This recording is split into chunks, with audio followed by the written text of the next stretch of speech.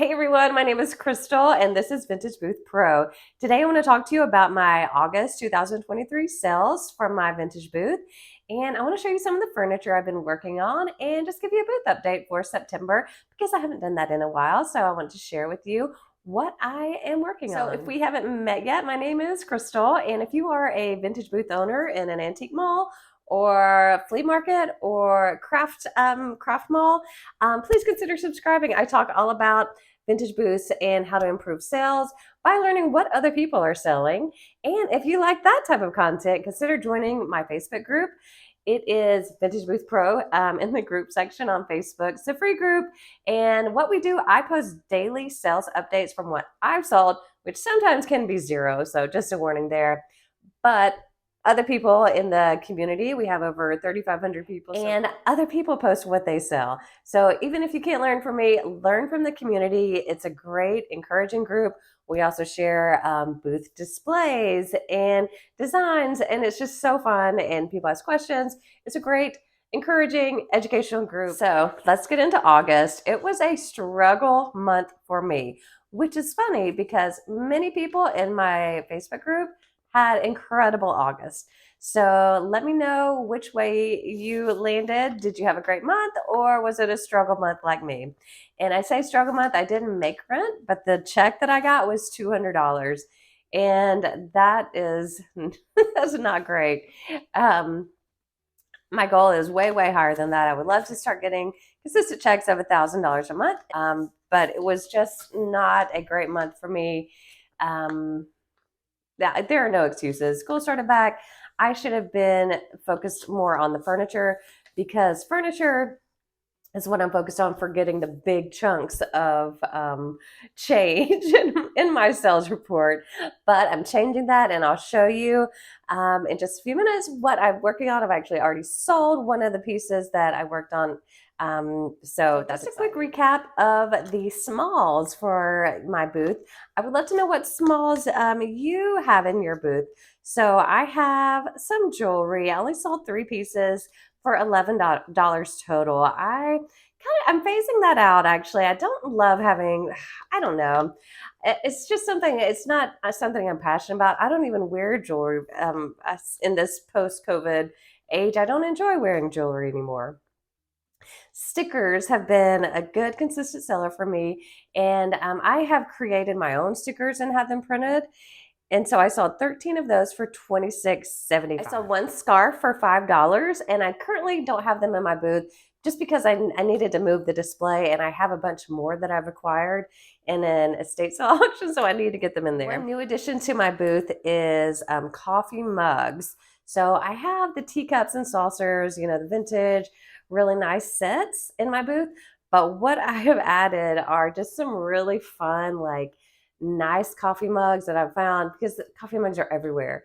But what I'm focused on are fun or funny, like items you can want to pick up for a friend, maybe for a gift for the holidays. They have to be new looking and something that I would potentially purchase for a friend. Those are the ones that have landed in my booth, and I'll show you some of those. And I will tell you that I have been working hard on my website. It's slow, but it's coming along. And I have the ultimate list of smalls over on my website. If you type in vintageboothpro.com/smalls, it will take you to the blog post where I have listed just about everything we could possibly imagine, with some links to Amazon where you can purchase them for yourself. Other interesting things when I look at the numbers, I had 9 items in August that were Halloween items. So for $101, Halloween sold in August. I'm just say that to say, get your Halloween out as early as possible. I did have one 25% off sale one weekend in August. And that's kind of a gut reaction for me. If I've not made rent yet, then I'll do a sale. It only resulted in $43.50. And a nice piece that I really didn't want to sell for that much. I should have marked firm, but I never do. I always forget. Sold for way less than it should have. And that's one of the things I have changed in my booth. I did create a clearance section, just one shelf, $5 and under. It's actually written on a chalkboard, so I could change it if it's $10 and under or whatever. but that's helping move some of the old inventory. So I recommend marking down rather than doing the overall booth sales, unless you really go in and mark things firm, which is I don't know. Let me know in the comments below which you prefer to do. So the first thing that sold over $20 or for $20 was this set of frames. And the best thing that I can tell you to do is get some Halloween prints, stick them in frames because they will sell so much faster, especially if you can do cute vintage looking prints like from the Graphic Fairy. And these I found just on Canva. So I use canva.com for a lot of things. And when you, well, I use the pro version, but I think you could still get the free pictures with the free version. So it's a great way. And I just go to either, I've actually found that Walmart is a lot cheaper to get prints done. Their CVS or Walgreens are great resources to have prints done if you have a terrible printer like I do. This beautiful piece of art, I called it the Bird in Flight art, sold for $20. I also sold only one local tee that I had made for $20. Super cool Wayne Novelty recipe box. And I think I mentioned this before. I called it recipe box, but it's kind of like the index cards where I don't know what you do with it. It sold for $25. This storage chest sold for $29.99. These two corbels sold for $30. And all I do, they were kind of a brown mahogany color. I spray painted it black to hold the color to make sure it doesn't bleed, and then spray painted it white and distressed them a little bit. This Keystone printer tray sold for $33.75, and that's the one that I should have marked firm, but I didn't, and it sold on that 25% off sale. These two chairs sold for $25 each. Super happy to see them go because they are small, but they take up a lot of space in the room, in the booth, and yeah, I had been marking them down. So $50 for two chairs. Okay, and the biggest sale that I had was this mirror that sold within an hour of me bringing it into the store. I had it marked $125. I bought it for $30 at a yard sale, and somebody wanted $100, and I was like, oh, I just put it there. So my husband actually was like, just ask for $110. So I did, and they accepted that offer. So that was my biggest sale for the month. So August sales were a whopping $731.69. I had commission of $73.19. Credit card fees, $19.52. And then my rent of $432, resulting in a wonderful check of $206.98. Of course, I'm very thankful for each and every sale. I just want more. But let me show you some of the furniture that I'm working on and tell you all about where I got it and how I finished it all, because if I'm going to do furniture, it has to be easy. I love seeing the designs of what people are doing, but that's just not something I can do. But okay, let me show you what I got. These beautiful end tables were $25 each. However, they were deceptive because I slightly sanded them just to use the restore finish to update them a little bit, but the finish just completely disintegrated in front of my eyes. So I had to completely sand the whole thing, which I completely hate doing. But in the end, it took a new stain wheel. I just went with the golden oak stain, and I think they turned out so beautiful. I posted these on Facebook Marketplace. They got a ton of attention, and ooh, they look so good in my store. But they sold recently for $210.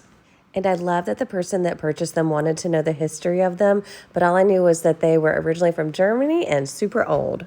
So this dresser I found at a thrift store for $45 and love the MCM style. And I was a little surprised to see that it is actually by Williams Sonoma. So did a little bit of research, and Williams Sonoma does have a home edition of furniture, which I was really surprised by. They are very expensive though.